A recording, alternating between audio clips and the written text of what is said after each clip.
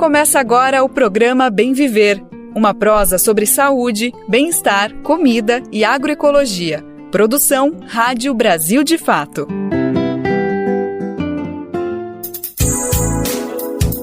Hoje é sexta-feira, dia 8 de março de 2024, Dia Internacional de Luta das Mulheres. Essa data é importantíssima para ecoar ainda mais a importância da construção de uma sociedade mais justa e igualitária. Enquanto eu tô aqui falando, o Brasil inteiro tá fervendo. Tem cidades que as mobilizações já começaram, outras que é mais tarde, mas o que importa é que hoje é dia de ir pra rua. Dia de reforçar uma jornada histórica pelo fim da violência e da desigualdade de gênero. E por aqui não poderia ser diferente. O Bem Viver de hoje chega nesse clima e te convida para irmos juntos e juntas nessa boa prosa, nessa produção do Brasil de Fato. Eu sou o Lucas Weber e compartilho contigo agora os destaques que a gente separou para o programa de hoje. Povo na rua. Vamos entender quais são as principais pautas deste 8 de março no Brasil e no mundo. Diversidade na luta. Reportagem do Brasil de Fato conversa com mulheres de diferentes territórios do país. Na Paraíba, uma marcha de mulheres agroecológicas defende o bioma da Caatinga em pé. Pesquisadora defende olhar contextualizado para o uso de câmeras de enfardamentos da polícia no Rio de Janeiro. Esses são alguns, mas são vários os destaques do programa de hoje. Bora lá que ele só está começando. Hoje as ruas das principais cidades do Brasil estão tomadas. 8 de março é uma data de respeito, é um marco do calendário anual. Todos os anos, esse é um dia, é um momento que o país é obrigado a parar e ouvir e com muita atenção. O Dia Internacional das Mulheres nunca é apenas mais um dia, embora a gente saiba que essa data não se concentre apenas no 8 de janeiro. É todo um mês de mobilização, é um março de lutas. E também não se trata apenas de um mês, a gente sabe que a luta das mulheres é diária, é constante, não tem descanso e em todos os espaços ela acontece, seja no trabalho, em casa, na rua, é uma mobilização incansável. A gente tem muito para falar sobre o dia de hoje, sobre o que aconteceu, sobre o que vai acontecer. A gente vai trazer uma cobertura completa desse 8 de março, que vai se estender ao longo de todo o mês. Mas para dar um pontapé inicial em toda essa mobilização, eu tenho o prazer, o Bem Viver tem o prazer de receber essa militante, educadora popular, Sônia Coelho, ela que atua há anos, é integrante da Marcha Mundial das Mulheres e também da SOF, Organização Sempre Viva. Antes de tudo, Sônia, que prazer poder te receber, vai ser ótimo poder te ouvir, saber dos caminhos que já foram traçados, que estão sendo traçados, do passado, presente e futuro. Então, muito obrigado pela disponibilidade mais uma vez, viu? Obrigada, prazer é meu estar aqui nesse dia 8 de março, que é tão importante para a luta feminista, para a luta das mulheres, poder conversar com vocês, com o Brasil de Fato. Maravilha, muito obrigado, a gente que agradece. Sônia, esse 8 de março ele carrega um peso especial, ele tem uma questão diferente, que é o primeiro 8 de março sem Nalu Faria, uma militante histórica que carrega muitas imagens, muitas conquistas vêm por conta dela. Claro que as conquistas são coletivas, mas a gente sabe como ela liderou muitas batalhas, muitas questões. Ela é uma pessoa que para sempre tem que ser celebrada e eu queria te ouvir um pouquinho de como que vocês estão recebendo, né? Como que vocês estão indo para a rua, como que vocês estão se mobilizando desde antes, né? Para fazer um 8 de março sem essa referência, sem essa pessoa que tanto representou, e claro, para sempre vai representar, mas eu imagino que tem um peso especial quando essa pessoa que sempre esteve presente, de repente, ela está presente, mas não dessa maneira física que a gente conhece. Primeiro que assim, é uma dor inimaginável, né? Para a gente que conviveu com a Nalu aí no movimento feminista desde os anos 80, e o 8 de março era uma data que a Nalu se envolvia muito, que escrevia, que ajudava, como muitas de nós fazemos, e ela fazia muito, né? Desde pensar texto, elaborar, de ir no bairro fazer debate, de fazer debates internacionais,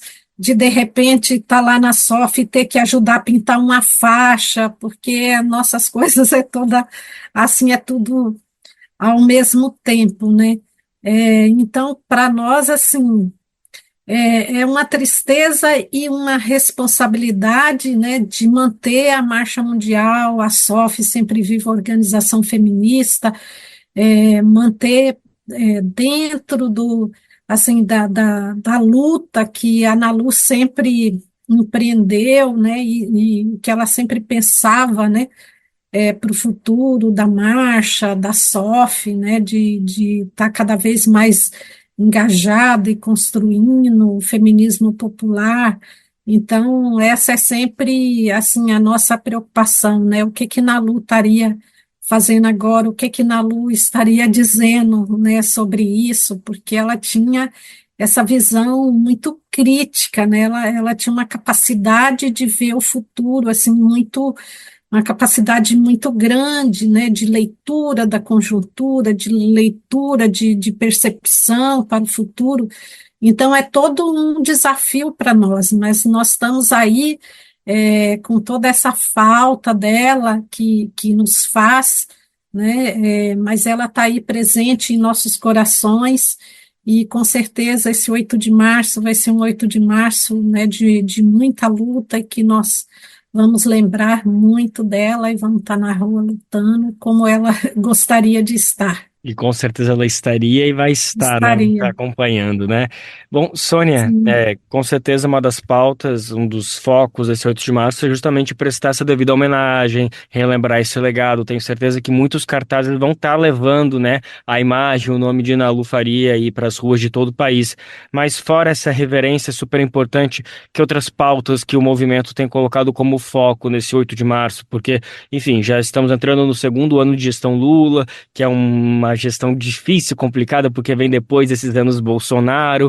A gente tem aí, então, algumas questões de reconstrução, mas ao mesmo tempo já é um momento de cobrar, algumas questões já deveriam estar resolvidas. Enfim, eu queria entender um pouquinho de que tom que as mulheres vão estar marchando nesse 8 de março. Então, tem vários elementos para esse 8 de março que nós estamos trabalhando.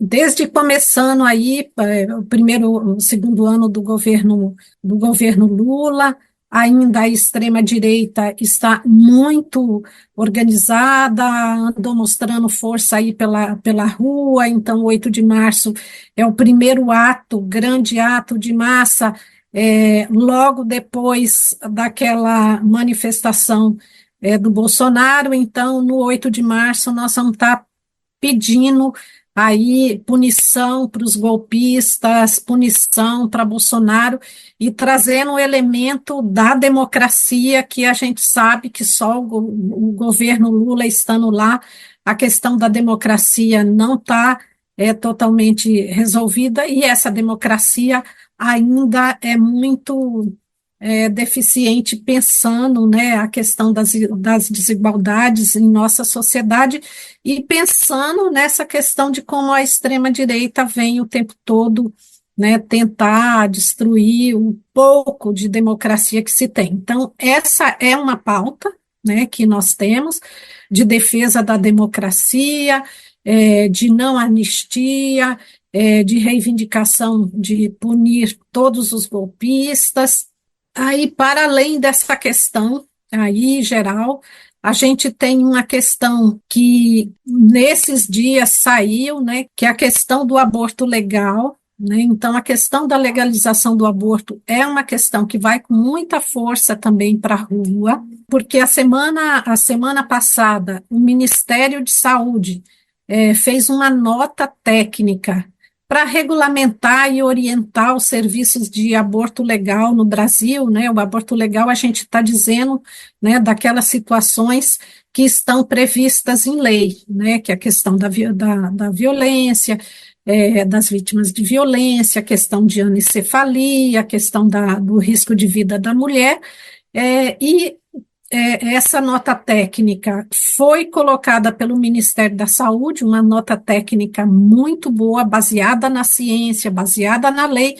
A extrema-direita fez uma grande pressão, né, contra o governo, contra o Ministério da Saúde, e imediatamente o Ministério da Saúde, né, a ministra suspendeu essa nota técnica.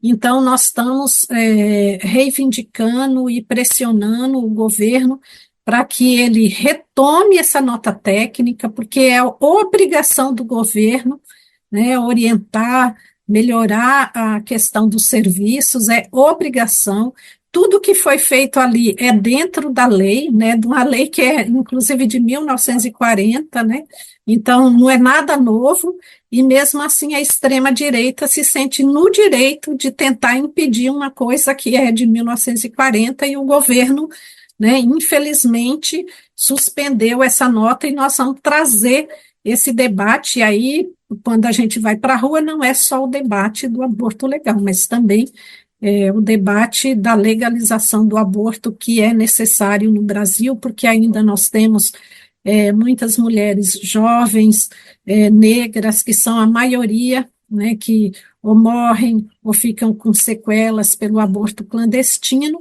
E na questão do aborto legal, uma coisa muito triste é que a maioria das pessoas que recorrem a esse aborto são crianças e adolescentes, que são estupradas, né? A elas são negada o direito. Então, muitas vezes essas meninas podem morrer por falta desse serviço ou ter que assumir uma gravidez aos 9, 10, 11 anos de idade e acabar com a sua infância. Então, é uma questão de direito das meninas, das mulheres, das pessoas que gestam, de direitos humanos, e que o governo tem que colocar aí, regulamentar esses serviços. Aí uma outra pauta, porque aí eu estou te falando todas as pautas que está colocada. A pauta da violência, né, que é sempre uma pauta muito colocada pelo movimento de mulheres, né, em todos os estados entra essa questão da violência, pela questão mesmo do número muito grande de feminicídio, de transfeminicídio, que ainda é muito grande na nossa sociedade, que é muito machismo, é muita violência, é muito racismo. Então, esse é um tema recorrente, né, do 8 de março. E outro tema que está em destaque também é a questão da Palestina, porque o 8 de março, por ser o Dia Internacional de Luta das Mulheres, então a gente sempre lembra também essa solidariedade internacional. E nesse ano a gente não pode deixar, né, de pensar na Palestina, né, de pensar que milhares de mulheres da Palestina, crianças, pessoas da classe trabalhadora estão massacradas, que está havendo um verdadeiro genocídio. Concordamos com Lula, há um genocídio na Palestina, pessoas morrendo de fome, crianças morrendo desnutridas. Então, não tem como o 8 de março não falar sobre isso. É fundamental denunciar o genocídio na Palestina nesse 8 de março. Sem dúvida alguma, Sônia, as manifestações, as ruas estão clamando, estão gritando, estão exacerbando exatamente o que o Brasil precisa dar conta, o que o Brasil precisa olhar com urgência.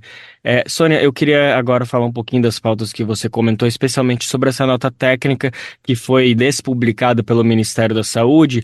A gente acompanhou que a Marcha Mundial das Mulheres fez, inclusive, uma nota de repúdio a justamente esse regresso que o Ministério fez logo depois de publicar, voltou atrás. Eu queria saber se a partir dessa mobilização, dessa publicação dessa nota de repúdio, se vocês têm tido algum contato com o Ministério da Saúde, com alguém da presidência, para saber se há alguma previsão, alguma possibilidade de que o Ministério volte a voltar atrás e publique algo que, como vocês estavam dizendo, é algo básico, gente, é algo que trata de uma lei de 80 anos de existência. A gente não está tentando inovar nada, embora seja muito necessário, mas a gente só está falando de algo que já estava previsto na lei. Enfim, queria saber se vocês têm alguma previsão de que seja possível voltar atrás o Ministério. Nós estamos pressionando bastante, mas ainda não tivemos nenhuma resposta. Nós mandamos carta para o Ministério da Saúde, mandamos carta para a Secretaria-Geral, para o Ministério das Mulheres, e ainda não tivemos resposta para a própria secretaria, né, que elaborou essa nota. Não tivemos resposta, mas a gente sabe que por dentro do Ministério tanto tem pessoas, né, absolutamente comprometidas e fazendo essa luta e tentando manter a nota, como a gente sabe que tem pressão também por dentro, né, do próprio Ministério. Tem pessoas bolsonaristas aí, da extrema-direita, que também pressiona pelo outro lado. Mas a gente repudia e acha que como você falou, é um absurdo do absurdo, algo que está em lei, que é a lei, que você está fazendo somente o que a lei manda, e mesmo assim a extrema-direita conseguir influenciar o governo e não permitir e pressionar para que esses serviços não funcionem. E além disso, não é só essa nota técnica, a gente tem visto, por exemplo, em São Paulo, o prefeito fechou o serviço que é o Cachoeirinha, por exemplo, que era uma referência até nacional de como fazer o aborto legal em situação de gestação um pouco mais avançada, então tinha todo um protocolo, né, tem toda uma prática, uma elaboração, né, de como trabalhar para resguardar, né, a saúde e a vida das mulheres, nesse caso, né, que são os casos de violência, né, principalmente criança, né, que criança, quando se descobre que ela tá grávida, às vezes já é uma gestação avançada, porque a criança, tem criança de 9, 10 anos, 11 anos, que engravidam produto de estupro e ela não sabe que está grávida. Então, vai descobrir quando ela começa a se sentir mal, vai para o hospital, chega no hospital, daí se descobre que ela está gestante e que foi produto de um estupro. Aí se recorre, em geral, é, recorre com uma gravidez já mais avançada. Então, são essas crianças, principalmente, que estão sendo lesadas aí no seu direito. Sônia, eu queria falar agora um pouquinho mais ainda sobre a questão do aborto. Quero voltar a falar ainda sobre esse diálogo que vocês estão tendo com o governo, mas agora falando ainda sobre a questão do aborto, a gente também teve essa semana recentemente esse anúncio que surpreendeu muita gente em relação ao parlamento francês, que tem sido tido como uma medida inédita, né, de colocar o aborto como um direito previsto na Constituição. Eu queria ver um pouquinho de você, como representante da marcha, se vocês têm olhado para esse movimento francês como algo de referência, como um lugar a ser posto, como a ser alcançado, como um bom modelo para ser reproduzido no Brasil, ou se é uma experiência interessante, mas para a nossa realidade no Brasil não é exatamente isso que o movimento vem reivindicando. Enfim, queria ver uma análise de vocês, de como vocês viram esse movimento francês. Primeiro que foi muito bom, foi maravilhoso, vai ser sempre uma referência, né? A França sempre nos dá referência, né? Essa foi uma referência muito boa e foi uma coisa muito importante, porque o que que a França fez, né? O que que o movimento e os setores de esquerda fizeram? Eles perceberam que a extrema-direita estava se organizando, né, na França para impedir, né, as mulheres a esse direito ao aborto. Eles olharam a realidade dos Estados Unidos, né, que nos Estados Unidos tem uma lei, mas como a questão do aborto não está na Constituição, né, cada estado lá nos Estados Unidos agora está fazendo a sua lei própria, está barrando o direito ao aborto e eles pretendem no futuro colocar na Constituição geral o não direito ao aborto, pressionar a Suprema Corte para cair esse direito. Então, o que que a França fez? A França fez exatamente ao contrário dos Estados Unidos.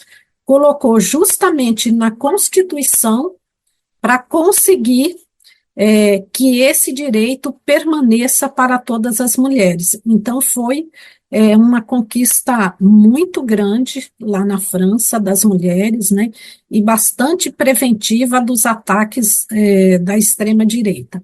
Aqui no Brasil e na América Latina, o que a extrema-direita tem feito também é justamente tentado colocar na Constituição. Então, aqui, se você olhar no Brasil, você vai ver que tem vários projetos no Congresso, e de vez em quando eles aparecem com um projeto aí para mudar a nossa Constituição, para colocar na nossa Constituição que a vida inicia desde a concepção, ou colocar direitos para o que eles chamam de nascituro, né? Então, porque a nossa Constituição fala que a vida inicial nascer, né? Então, no Brasil não tem lei essa questão aí de quando de quando inicia a vida, e eles querem colocar isso na Constituição, porque se eles colocam na Constituição, isso vai barrar, né, qualquer serviço aí, mesmo o aborto legal, ele não pode funcionar se você mexer na Constituição dessa forma.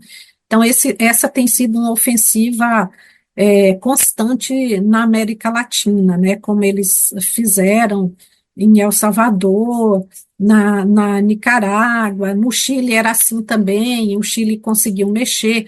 Aliás, as mulheres do Chile tentaram, nessa elaboração da nova Constituição chilena, colocar esse direito, e não conseguiram, porque foi rechaçada no plebiscito a Constituição, mas é uma disputa que está sendo feita aí na América Latina e no mundo, né? Tanto para cercear o direito como para garantir esse direito. Ótimo, muito importante ouvir isso, muito importante ter essas referências de fora, mas também acho que é importante nesse momento, especialmente nesse 8 de março, a gente olhar para nós, olhar para as ruas, né? Quem está dentro de casa, aí dentro do carro, abaixa o vidro, olha o que está acontecendo aí. A gente tem uma mobilização histórica, como acontece todos os anos, e essas pessoas que estão na rua estão dizendo os caminhos, estão ditando os rumos que o Brasil precisa tomar, que estão atrasados, mas sempre há tempo de recuperar, às vezes não, mas enfim, a gente sabe que é possível sim construir um caminho por meio do bem viver, que é uma palavra que a gente traz aqui no nosso programa. A gente se honra tanto, fica tão feliz de saber que também é uma palavra que está presente aí como um grito de guerra nesse 8 de março, em todas as mobilizações feministas que a gente acompanha no Brasil.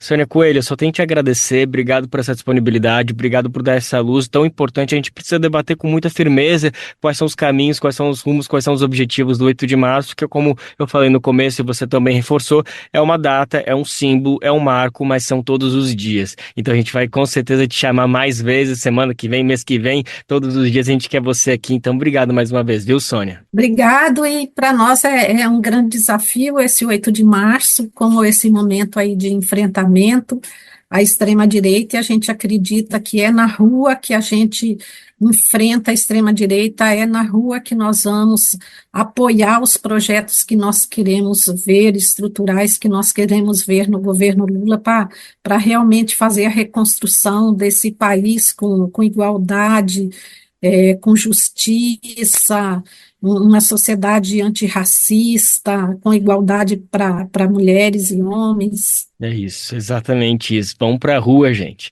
Eu acabei de conversar então com a militante educadora popular Sônia Coelho, ela que atua na Marcha Mundial das Mulheres e também na SOF, a Organização Sempre Viva. A gente conversou sobre o 8 de março, sobre o que está acontecendo hoje, quais são as expectativas dessa data tão importante, dessa data fundamental, que é o Dia Internacional de Luta das Mulheres. A gente reforça aquele recadinho que ninguém pode esquecer. O nosso programa vai ao ar de segunda a sexta-feira e você pode retransmitir de graça aí na sua emissora, na sua rádio comunitária, na sua rádio regional. Vai ser um prazer saber que o Bem Viver está tocando por aí. São dezenas, centenas de emissoras, de rádios que nos ajudam nossa missão de colocar o Bem Viver para repercutir por aí. Então, se você quiser se somar nessa missão com a gente, vai em radiobrasildefato.com.br e clique em como ser uma rádio parceira, que tem o caminho tutorial. Lembrando também que o programa fica salvo lá no nosso site, brasildefato.com.br, e você pode acessar nas principais plataformas de podcast, como Spotify, Deezer, iTunes e Google Podcast. Programa Bem Viver, sua edição diária sobre saúde, bem-estar, comida e agroecologia. E a gente segue com o destaque do 8 de março aqui no Bem Viver, e dessa vez para falar sobre a diversidade de luta das mulheres.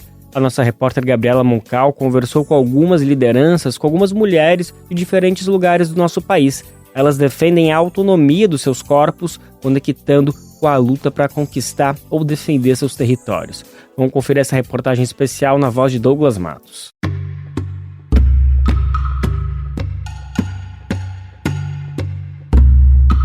Uma quebradeira de coco babaçu do Maranhão, uma pescadora quilombola do Recôncavo Baiano, uma camponesa do Mato Grosso e uma sem-teto da maior metrópole do país. A relação entre as batalhas delas expressa neste 8 de março, Dia Internacional de Luta das Mulheres, segundo as próprias, a defesa da autonomia dos seus corpos, conectada com a luta para conquistar ou defender seus territórios. O 8M chega neste ano de 2024 com um índice de feminicídio recorde. Uma pesquisa do Fórum Brasileiro de Segurança Pública, divulgada nesta quinta-feira, mostra que, em linha crescente, nos últimos 9 anos, apenas em 2023, as que foram mortas pelo fato de serem mulheres chegaram a 10.655. Lucinéia Freitas, nascida numa família de camponeses no Mato Grosso, chegou ao Movimento dos Trabalhadores Rurais Sem Terra, o MST, há cerca de 2 décadas, e é, hoje, da direção nacional do setor de gênero. Ela afirma que o aumento da violência no campo recai de forma específica nas mulheres, e é para o movimento uma das grandes denúncias deste 8M.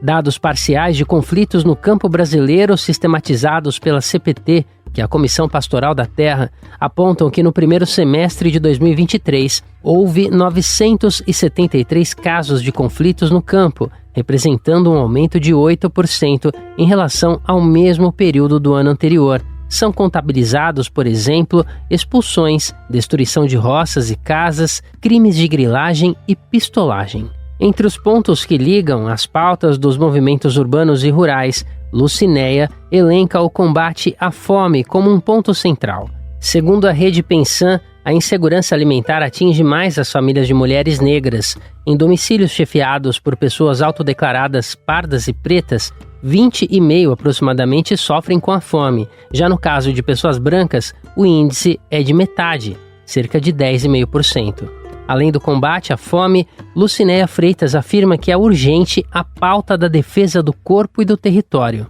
Então vai ser uma jornada que ela envolve um diálogo com a sociedade, pautando essa relação existente entre corpo e território, né, que é uma construção aí que vem do feminismo comunitário, do feminismo camponês popular, de compreender que existe uma inter-relação em pensar a natureza e pensar as mulheres, né?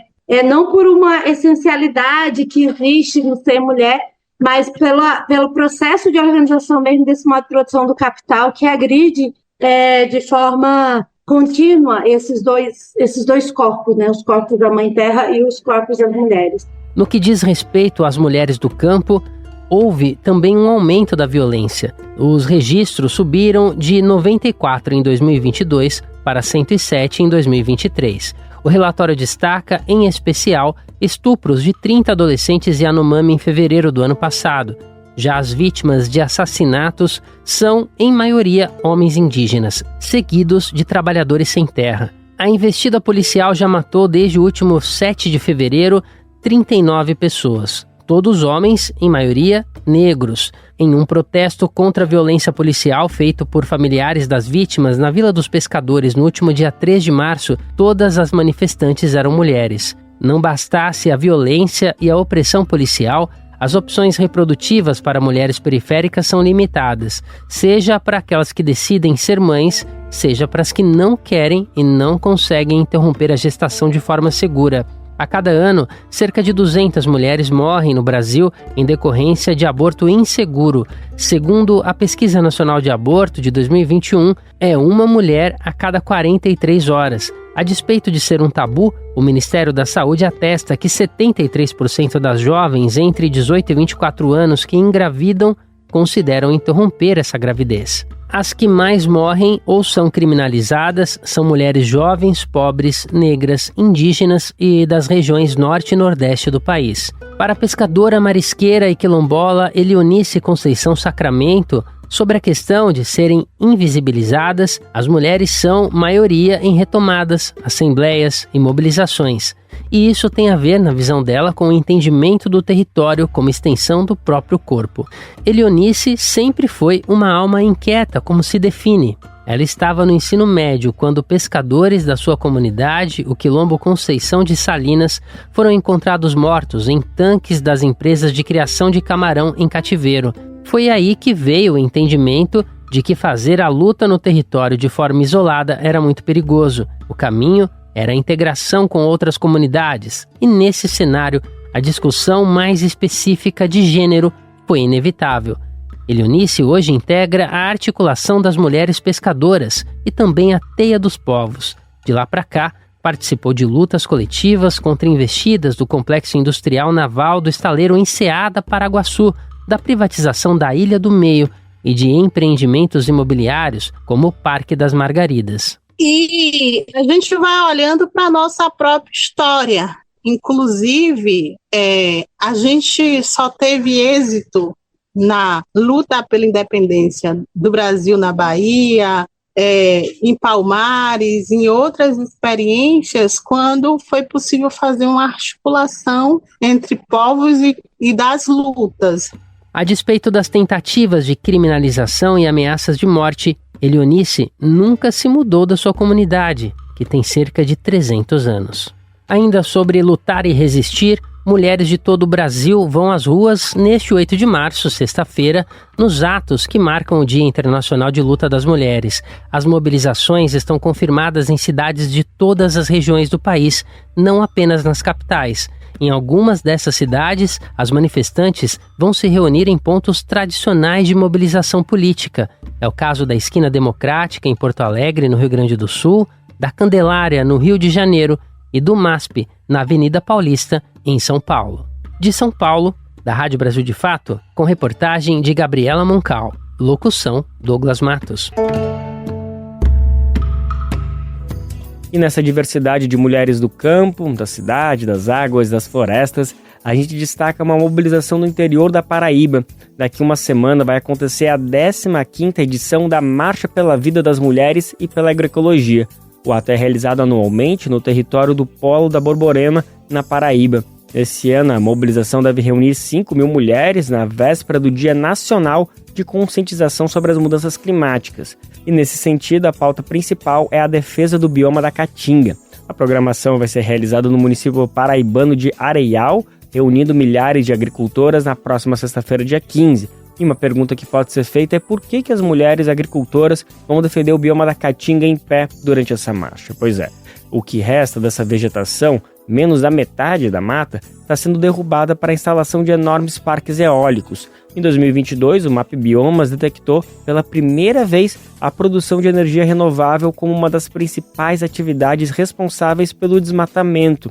Cláudia Maria Silva, da diretoria do Sindicato das Trabalhadoras e Trabalhadores do município de Montadas, explica melhor essa denúncia. Porque a nossa Caatinga ela tem muita vida. A nossa Caatinga é um bioma lindo, maravilhoso e que está sendo ameaçado por conta desse tipo de energia que está chegando no nosso território. Por que estamos marchando com esse tema? Porque temos agricultores que trabalham na agricultura familiar e que eles cultivam alimentos saudáveis, não só para a sua subsistência, como para as famílias da cidade também, né?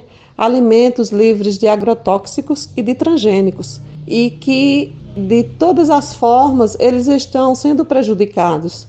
Porque uma empresa chega, implanta esse tipo de energia, onde ele vai ser expulso da sua terra, como já temos vários relatos disso, e nós não queremos isso. Não queremos que os agricultores do território da Borborema deixem de produzir seus alimentos saudáveis, que tenham uma vida saudável. E quer dizer que não somos contra as energias renováveis, somos contra o modelo que está sendo implantado.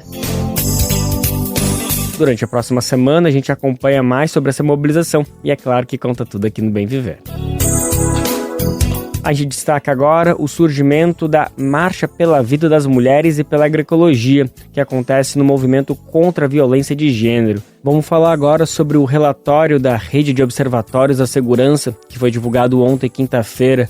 O texto traz que ao menos 8 mulheres foram vítimas de violência a cada 24 horas, isso no ano passado aqui no Brasil. O levantamento foi feito em 8 estados brasileiros, monitorados pela rede. São eles São Paulo, Rio de Janeiro, Bahia, Pernambuco, Pará, Piauí, Maranhão e Ceará.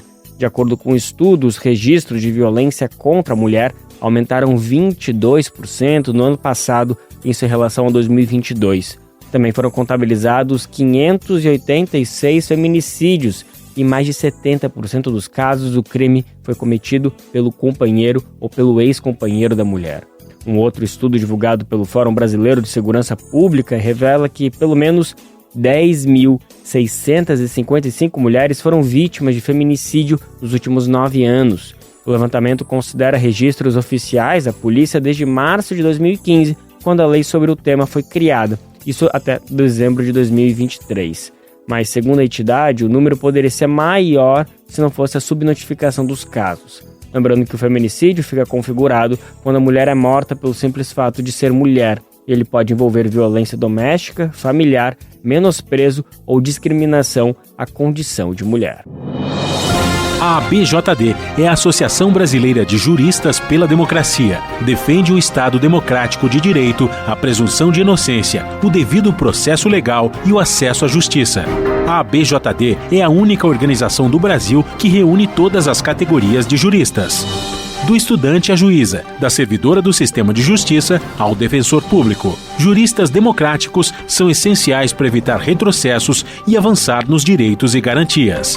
Faça parte da ABJD. Entre no site e associe-se a abjd.org.br.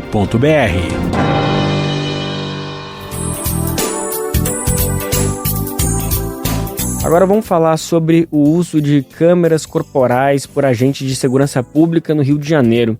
Será que apenas a questão tecnológica resolve na possível redução dos abusos por parte da polícia? Pois é, o debate em jogo é mais amplo, isso na opinião da pesquisadora Marília Grau. Ela é do Instituto de Estudos Comparados em Administração de Conflitos, isso da Universidade Federal Fluminense. Para ela, para a pesquisadora, ainda é preciso contextualizar as tecnologias em uma cultura burocrática na esfera da justiça criminal. Em outras palavras, durante as audiências sobre possíveis abusos, a versão narrada pelo policial ainda é predominante. Em entrevista ao Brasil de Fato, Rio de Janeiro, ela detalhou sua pesquisa relacionada ao uso das câmeras nos uniformes da PM do Rio, com o objetivo de provar na justiça criminal. O equipamento foi adotado por agentes do BOP nesse ano, após uma decisão do Supremo Tribunal Federal, frente à resistência do governo do estado. Para a repórter Clívia Mesquita, a pesquisadora analisou o potencial das câmeras corporais para coibir a violência policial no estado. E até bem pouco tempo atrás, não existia esse recurso das imagens das câmeras, né? Era tudo muito burocrático. O fato do policial chegar numa delegacia, dar o depoimento dele, e esse depoimento dele ser reduzido a termo, já fazia com que houvesse uma presunção de que aquilo que ele está narrando é verdadeiro. O Brasil não é o primeiro país do mundo a implementar câmeras corporais nos agentes. E o que a gente vê aqui, principalmente pela experiência de São Paulo, que já é uma experiência, mas já tem mais tempo, é que isso vem funcionando de uma certa forma para dissuadir, né? No primeiro momento dissuadiu muito mais a atuação abusiva dos policiais, e agora os índices vêm demonstrando que eles já não estão se preocupando muito, né? E aí isso já chama atenção para um primeiro aspecto aí, que isso talvez não tenha esse potencial que a gente esperava no início, que é justamente de coibir aí a forma violenta, né? Como a polícia vem atuando historicamente na nossa sociedade. Mas, por outro lado, assim, a implementação das câmeras, ela é uma pauta que é antiga, né? Justamente por conta desse fator que eu coloquei para você. Eles têm a fé pública aí pela simples palavra deles. Então, o que acontece na prática? Se um sujeito chega numa audiência dizendo que ele foi agredido por um policial, do ponto de vista da legislação, essa prisão ela é ilegal. Ela não pode ser considerada legal, porque não pode haver uma prisão fora dos ditames da lei, né? E o flagrante delito, ele não permite, ele não autoriza a violência policial. Então, se um sujeito, ele chega lá numa audiência e ele fala que ele foi vítima de uma intervenção policial abusiva, é a palavra dele contra do policial, né? Por outro lado, tem um outro fator também na existência da câmera corporal, que é a preservação da prova construída do próprio flagrante delito. E aí, por exemplo, que meus estudos são muito voltados para isso, né? Os casos de tráfico de entorpecentes, por exemplo. É mais fácil você demonstrar com a imagem que aquela situação de tráfico, enfim, estava sendo configurada, estava configurando ali lá no cenário, né? No contexto. Por outro lado, quebra essa lógica de que a palavra do policial vale mais do que a palavra da pessoa que está ali naquela situação. Então, veja bem, não é mais o testemunho policial que vai ter essa discrepância dentro do processo. O instrumento que vai passar a ter uma discrepância dentro do processo vai ser justamente a imagem da câmera corporal, né? Porque ela registrou toda a ação ali naquele momento, né? E aí que entra a minha pesquisa, né? Porque aí tudo isso a gente está falando do cenário ideal, né? Pensar em democratizar a atuação das polícias, o que não precisa ser um problema, né? Inclusive, esse é um ponto que eu acho importante ser ressaltado. O fato das câmeras corporais existirem, elas não dissuadem apenas nessa atuação do policial, de monitorar. Isso é uma reivindicação muito forte entre os interlocutores da Polícia Militar, né? A gente está sendo vigiado o tempo todo e etc e tal. Mas a questão é que também protege eles, porque existem consequências jurídicas, inclusive por eles serem militares, sobretudo, né, para atuações fora da legalidade. Então, a câmera corporal, ela precisa ser enxergada e percebida também pelos profissionais da segurança pública como uma oportunidade de autoproteção, né, de produção de prova defensiva contra eles, se a gente parar para pensar em um outro contexto, em um outro cenário, né? Então, essa demonização desse tipo de prova não faz muito sentido, né? Mas como eu ia falando, tudo isso do ponto de vista ideal, né? Mas aí a gente chega dentro do judiciário e aí a gente começa a ver as dinâmicas do dia a dia e como que isso está se sustentando na prática. Pois é, e o que a gente pode interpretar de tudo isso, né? A tecnologia é importante, sem dúvida, mas a gente precisa enxergar esse uso dentro de outras mediações. Quer dizer, a tecnologia por si não vai resolver se o contexto cultural que envolve o uso não mudar. Por isso, para Marília, ainda é preciso mais tempo para analisar os reais impactos do uso das câmeras no estado do Rio. Isso apesar dos números apontarem uma baixa no índice de mortes por ação policial no Rio de Janeiro neste ano. A gente vai precisar de um pouco mais de tempo para entender isso no Rio de Janeiro, né? Porque no primeiro momento o que a gente observa, e aí agora falando de dentro, né? Eu tenho acompanhado as audiências de custódia, que são justamente esse primeiro momento que o flagrado, né, que a pessoa que foi presa, abordada, é apresentada a um juiz. E nesse momento é a oportunidade para que haja relatos sobre violência policial, né? E o que eu via antes da implementação das câmeras de segurança, e é interessante que eu tenho esse período antes e depois, né, para poder compartilhar, é justamente uma falta de credibilidade, né? Essa coisa da palavra do policial valer muito mais. Embora o policial nem esteja lá, isso é importante ser dito, não? O policial ele não está na audiência de custódia, só o réu está na audiência de custódia, né? Só o acautelado, né, que ele ainda não é réu naquele momento. Mas só ele está lá naquele momento e é só ele que fala sobre o que aconteceu. Agora, o que o policial militar fez ou deixou de fazer é reduzido a termo, tá num documento, né, que é o auto de prisão em flagrante, que narra ali todas as circunstâncias.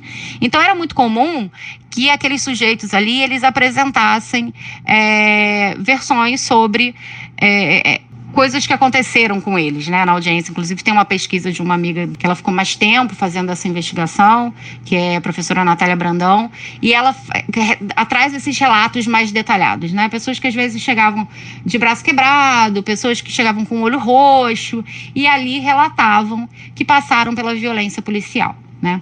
O que acontecia na prática? Isso virava um expediente ali da Defensoria Pública, o defensor público, ou o próprio magistrado, mas normalmente o defensor público, preenchia uma documentação para dizer que aquele sujeito ali foi vítima de algum tipo de violência durante a abordagem. E o que acontecia é que esse relato ia para o Ministério Público e muito pouco era feito, né? Normalmente via-se o arquivamento desses casos. E com relação ao magistrado, como eu falei para você anteriormente, essas prisões seriam ilegais. E por serem ilegais, se houve violência policial na abordagem, essa prisão ela deveria ser relaxada. Ela deveria ser desfeita, né? O sujeito deveria ser posto em liberdade. Mas isso não acontece na prática. Primeiro porque os juízes interpretam de uma certa forma que não houve de fato uma violência, seja porque eles entendem que é parte da abordagem, seja porque eles entendem que de fato não é uma violência, né? Não entendem, e aí a gente pode pensar talvez sociologicamente essa noção. Mas depois da utilização da câmera corporal, eu acho que ainda é muito tímida a mudança, sabe? Eu tenho visto isso agora de dentro do Ministério Público, dentro da Auditoria Militar, dentro do Núcleo de Direitos Humanos, né, fazendo a pesquisa, dando continuidade à pesquisa. Há uma requisição, sim, das imagens da câmera, para entender qual foi o contexto, para entender o que foi que aconteceu. Esses profissionais estão fazendo esse pedido, mas o que tem acontecido assim, na prática é que não se dá continuidade, né? Identifica-se que houve, de fato, uma situação de violência no momento daquela prisão, que aquela situação ela aconteceu, mas eles não pedem, não dão andamento, né? Não fazem o processo seguir, não denunciam. Até recentemente vi alguns casos dentro do Ministério Público, dentro da Auditoria Militar, em que houve essa denúncia, mas ainda são casos muito tímidos, né? E como eu te falei, é muito recente ainda a utilização em massa, né? A necessidade, né? E vi casos recentemente até de policiais que foram denunciados por não estarem utilizando a câmera, o que é muito positivo, né? Porque tem todas essas nuances aí implicadas. A conversa já traz muitos elementos importantes para o debate, mas você pode conferir tudo, o material completo, lá no site brasildefatorj.com.br.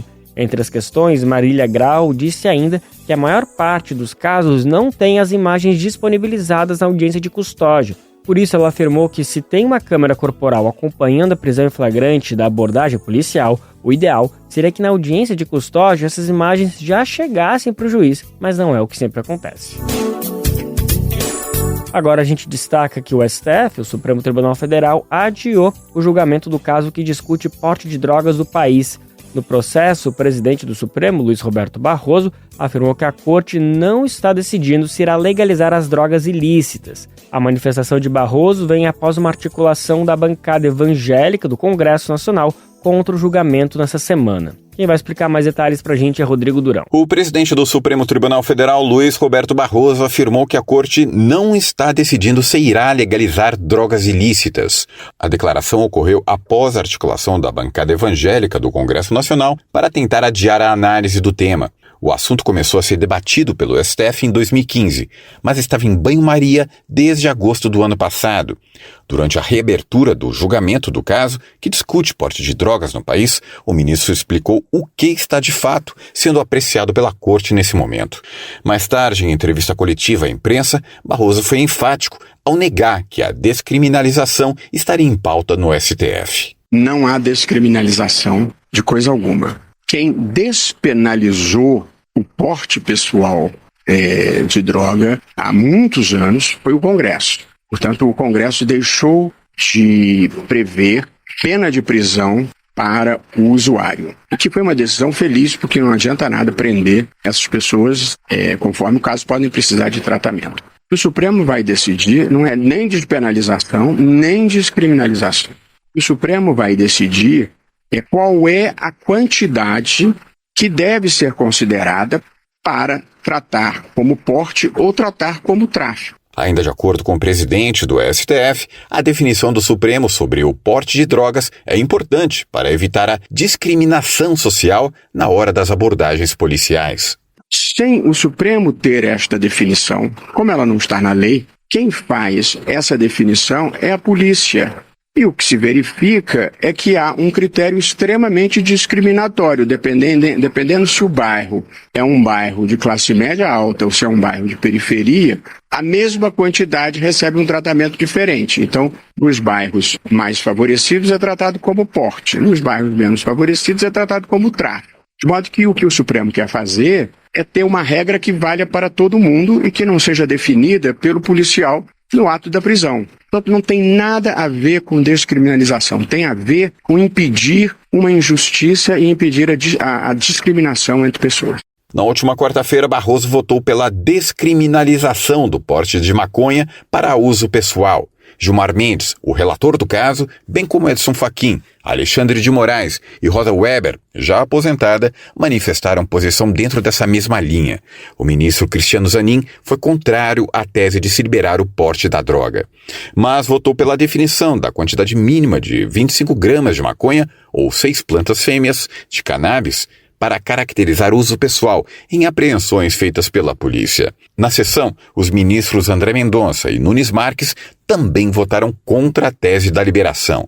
Com isso, o placar atual está em 5 votos favoráveis à flexibilização e 3 contrários. O julgamento foi suspenso após pedido de vistas do ministro Dias Toffoli. Na Rádio Brasil de Fato, com reportagem de Cristiane Sampaio, em Brasília, Rodrigo Durão. Brasil de Fato, uma visão popular do Brasil e do mundo. Leia e ouça as informações que mais interessam no seu dia. Política, economia, direitos humanos, cotidiano, saúde e cultura, tratados com pluralidade e diversidade. Jornalistas, articulistas e movimentos populares reunidos em um só veículo. Esse é o Brasil de Fato. Conteúdos em texto, áudio e vídeo que informam e contribuem na luta por uma sociedade mais justa e fraterna. Quer ficar por dentro? Então acesse brasildefato.com.br.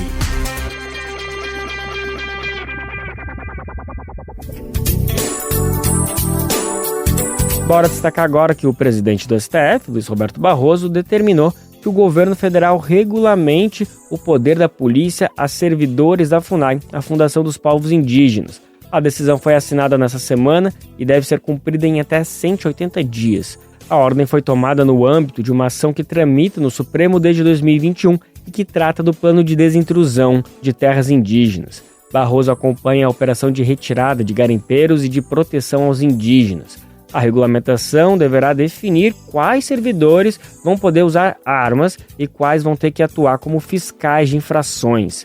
Ao determinar a regulamentação do poder da polícia, o presidente do Supremo entendeu que a medida é necessária para garantir que os funcionários da FUNAI possam realizar a apreensão e a destruição de bens irregulares nas operações do órgão. Você está ouvindo o programa Bem Viver, uma prosa sobre saúde, bem-estar, comida e agroecologia.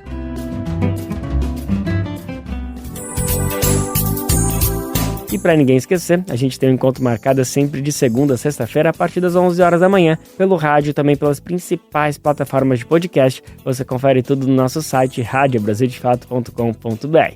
Lembrando que quem está aqui em São Paulo pode nos ouvir por meio da nossa parceira, a Rádio Brasil Atual, a RBA. Você sintoniza na 98,9 FM, mas a gente chega para o mundo inteiro por meio da nossa rádio web, no site radiobrasildefato.com.br. E também dá para conferir o nosso programa nas principais plataformas de podcast. É só procurar no Spotify, Deezer, iTunes ou Google Podcast. Se alimentar como um ato político e comida sem veneno? O Armazém do Campo reúne as duas coisas com a agricultura familiar orgânica e agroecológica dos assentamentos da reforma agrária. São várias lojas espalhadas pelo Brasil com produtos do Movimento Sem Terra, MST, além de atividades culturais, cafeteria e almoços coletivos. Encontre o Armazém do Campo mais próximo de você pelas redes sociais e venha. Traga sua família e amigos para conhecer um novo jeito de comer bem.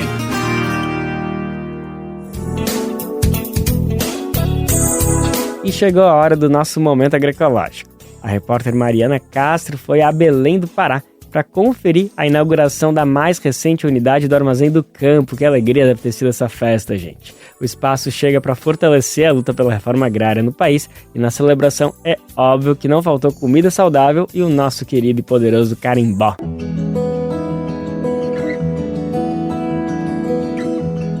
Momento Agroecológico. Minha gente, eu entro com Deus e Nossa Senhora. Armazém do Campo,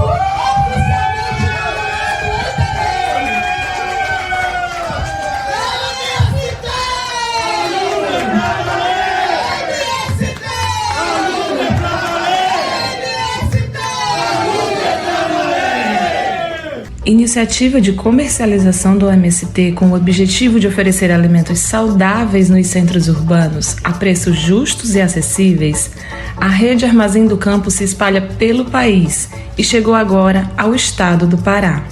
A primeira unidade do estado foi inaugurada no dia 13 de janeiro em Belém, no bairro Cremação, e passa a funcionar de quarta a domingo com produtos orgânicos e agroecológicos de assentamentos e acampamentos da reforma agrária. Viviane Reis, da Executiva Nacional do PSOL, participou da inauguração. É muito importante que nós tenhamos esse espaço de resistência, um espaço que combata a criminalização que hoje nós vivemos em relação ao MST. MST é sinônimo de luta, de garantia de território, de garantia de reforma agrária e também de comida saudável na mesa. Entre frutas, legumes e hortaliças fresquinhos, a inauguração contou com 6 atrações culturais, referências no estado, e centenas de pessoas lotaram o espaço. Entre abraços e declarações de compromisso com a reforma agrária e com o MST, que este ano completou 40 anos. A exemplo do professor e vice-reitor da Universidade Federal do Pará, Gilmar Pereira. Nesses 40 anos, inaugura esse espaço extraordinário no coração de Belém, não é? Esse armazém, que é um armazém que não é só para venda de produtos, é um armazém cultural, um armazém educativo, um armazém de inclusão. Como professor da Universidade Federal do Pará, fico muito orgulhoso.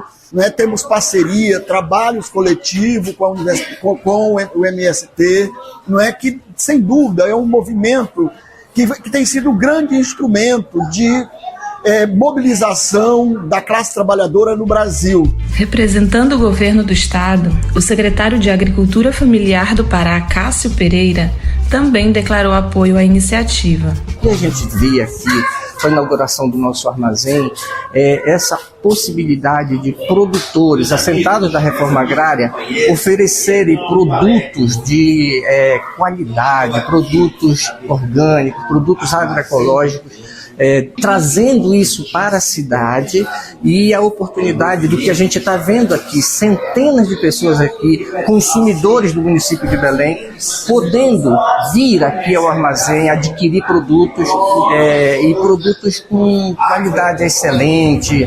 Desde a inauguração, o espaço tem chamado a atenção pela diversidade de produtos e a possibilidade de diálogo entre campo e cidade.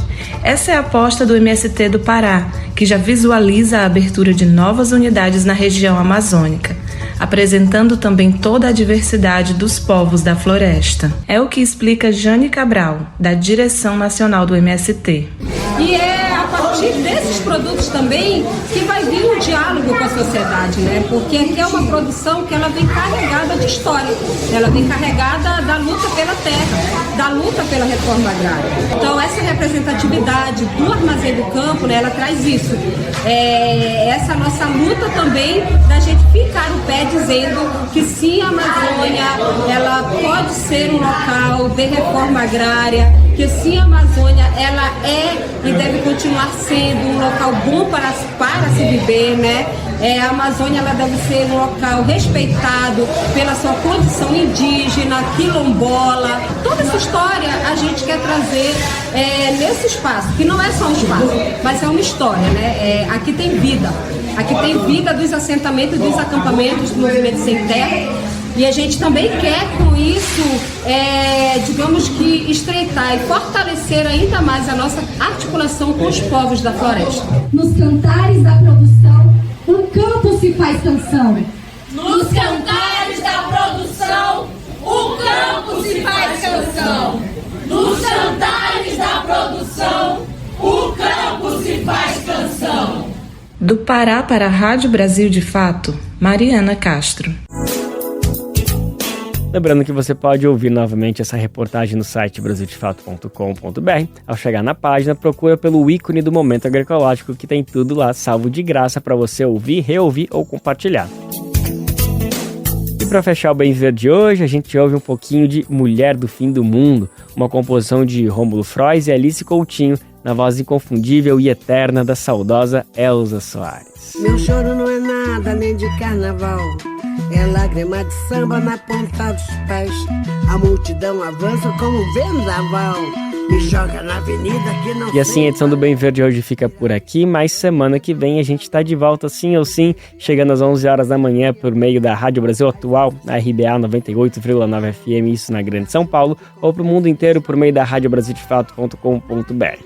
O programa vai ao ar em diversas rádios pelo país e a lista completa de emissoras que retransmitem o Bem Viver você encontra no nosso site, na matéria de divulgação diária do programa. Aqui a gente aproveita para agradecer esses veículos por estarem com a gente e lembro também que o Bem Viver fica disponível como podcast no Spotify, Deezer, iTunes e Google Podcast. A apresentação deste programa foi de Lucas Weber, roteiro de Daniel Lamir. Edição e produção de Mariana Lemos, Daniel Lamir e Douglas Matos. Trabalhos técnicos de Lua Gatinoni, Edilson Oliveira e André Paroche. Coordenação de Rádio e TV Muniz Ravena, diretora de programas de áudio Camila Salmásio, direção executiva Nina Fidelis, apoio toda a equipe de jornalismo do Brasil de Fato. Um bom final de semana, até semana que vem, gente. Tchau! Você ouviu o programa Bem Viver, uma prosa sobre saúde, bem-estar, comida e agroecologia. Produção Rádio Brasil de Fato.